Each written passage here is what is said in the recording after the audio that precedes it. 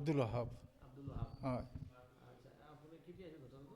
মোৰ আজি 1:30টাৰ সময়ত নামাজ পঢ়ি আহিলোঁ। জহৰ নামাজ পঢ়ি আহি মই মিছেছক ক'লোঁ যে কাপোৰ কানি অলপ কিনি লৈ আহোঁ, যে জামা কিবা হেৰি কাৰণে মাইকীবিলাকক দিব লাগে, মতাবিলাকক দিব লাগে, লুংগি শাৰী দিব লাগে, সেইকে কিনিব গ'লোঁ দুইজনেই। আমি দুজনেই থাকোঁ, মতা মাইকী দুজনেই, আৰু কোনে নাথাকে। গতিকে আমি কাপোৰ কিনিব গ'লোঁ 1:30টাৰ সময়ত। 4:10 আহিলোঁ। 4:10 আহি দেখিলোঁ যে তালা ভাঙা চাইতো মোৰ গা কঁপনি উঠিল, কান্দা আৰম্ভ কৰিলোঁ। তাৰপিছত দেখোঁ এই নতুন বিল্ডিঙতো আহি দেখোঁ যে একে সৰ্বনাশ কৰি দিছে। গতিকে সোণা নিছে, টকা লৈছে, আৰু কিবা কাগজ পাতি বিৰাট দৰকাৰী কাগজ আমি এতিয়ালৈ ভালকৈ চোৱা চিতা কৰা নাই। সোণা মোটামুটি বাইদেউৰ 2খন চেইন নিছে, মোৰ নাতিৰ এখন চেইন আছিল, ডাঙৰ ছোৱালীৰ চেইন এখন থৈ গৈছে। মোৰ তেনেকুৱা হ'ব।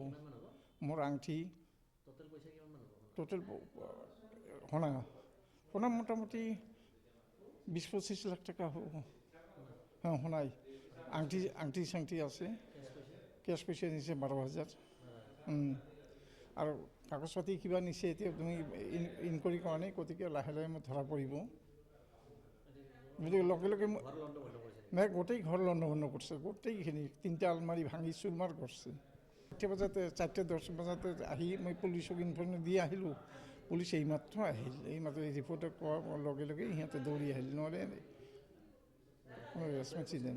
হা নাই কৰা নাই, এইমাত্ৰ দেখিল, এইমাত্ৰ জাষ্ট দেখিল, এইমাত্ৰ এইখিনি আৰ কি।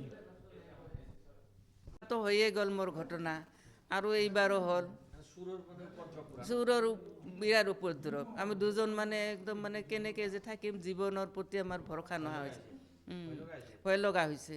দিনতে যদি অলপ বজাৰত যাব নোৱাৰোঁ, তেতিয়াহ'লে কি কৰিম আমি? 2 ঘণ্টামান, 2 ঘণ্টাতে চাফা কৰি দিছে।